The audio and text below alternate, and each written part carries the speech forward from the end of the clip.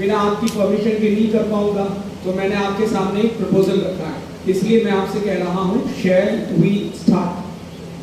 क्या कह रहा हूँ? Shall we start. अगर आप मेरा प्रपोजल एक्सेप्ट करते हो तो आपको मुझसे कहना है हियर वी गो।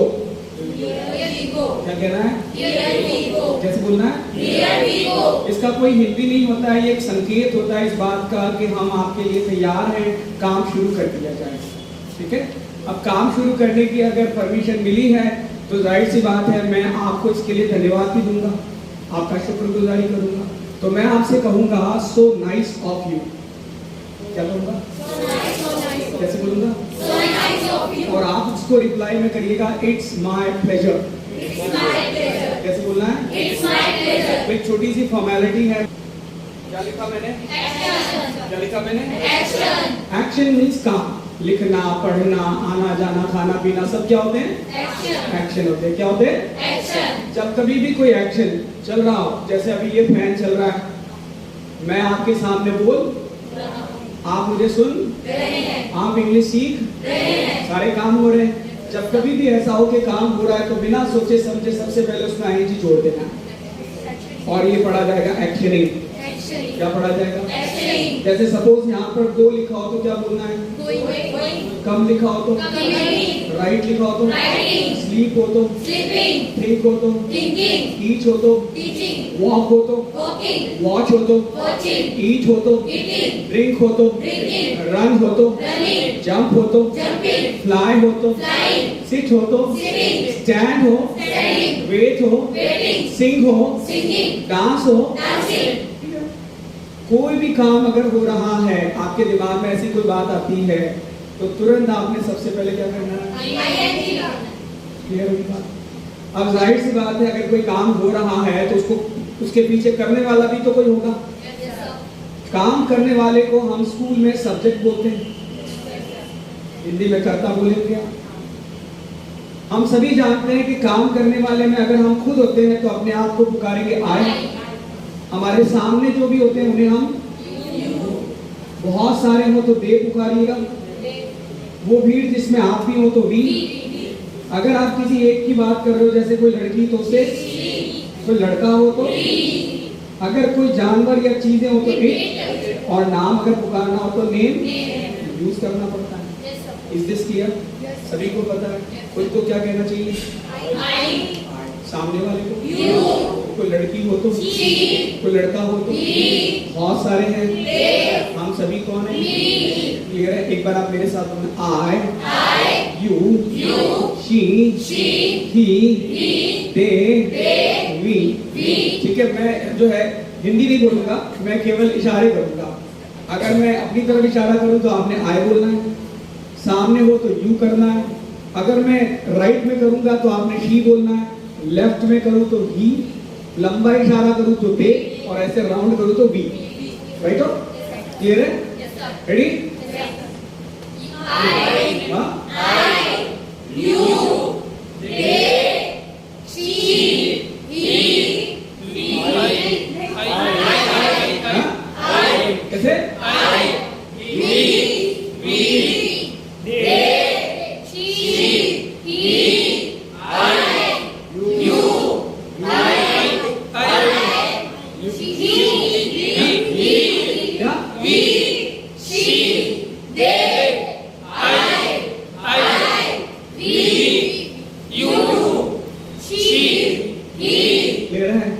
रट्टे मार के नहीं चलना है, कुछ भी कभी भी बोलना पड़ सकता है, लेकिन आदत सी हो जानी चाहिए। भाषा की आदत है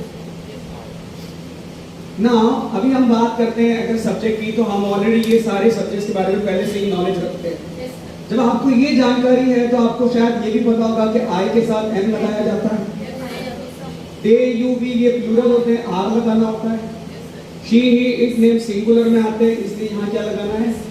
इज लगाना है। सब ऑलरेडी जानती हैं। सपोज ये काम कोई हो रहा है और करने वाला मैं हूं, तो मैंने अपने आप को आई लिख दिया, साथ में मैं क्या यूज करूंगा? तो इस तरह से मेरा एक सेंटेंस बन गया और हम यहाँ से ही सेंटेंस की डेफिनेशन को सीख सकते हैं। ये भी अपने आप में वर्ड है, ये भी शब्द है, ये भी वर्ड है। तो हम यूं कह सकते हैं group of words which has a meaning. शब्दों का वह समूह जिसका अर्थ होता है, वह वाक्य होता है। यही हो रहा है। तो हमने एक डेफिनेशन भी तैयार कर ली ताकि हमें याद ना करना पड़े, डायरेक्ट बोल सकते हैं, बुलवा सकते हैं। तो कैसे बोलना है? ग्रुप ऑफ वर्ड्स, बोलो, which has a meaning, group of words which has a meaning, बोल के दिखाओ, once again, एक बार और बोलो, which has a meaning। अगर उसका मीनिंग नहीं आ रहा है और ग्रुप वर्ड्स है तो वो सेंटेंस नहीं होता है। इसीलिए स्कूल में जो है सेंटेंस अरेंजमेंट सिखाया जाता है। वहाँ ग्रुप ऑफ वर्ड्स तो होते हैं लेकिन बिखरे हुए होते हैं, जम्बल्ड वर्ड्स कहते हैं उन्हें हम रीअरेंज करके सेंटेंस बनाते हैं। क्लियर है? चलिए, हम लोगों के पास एक बात आ गई है। अब हमारे पास सब कुछ है काम के अलावा, काम ही नहीं हमारे पास, तो बोलेंगे कहाँ से? So let us take some examples. जैसे हमने लिखा go, come, write, sleep, teach, think, run, ऐसे बहुत सारे काम आपको भी ध्यान में होंगे। ईट, ड्रिंक, सजेस्ट कर सकते हैं आप मुझे? स्टैंड, और सजेस्ट करिए। Walk, very nice. Some more, sleep, play, sing, dance and so on, और बहुत सारे ले सकते हैं ना। तो काम की तो कोई अब कमी भी नहीं है, अब तो सिर्फ बोलने का जज्बा चाहिए। क्या चाहिए? क्या चाहिए?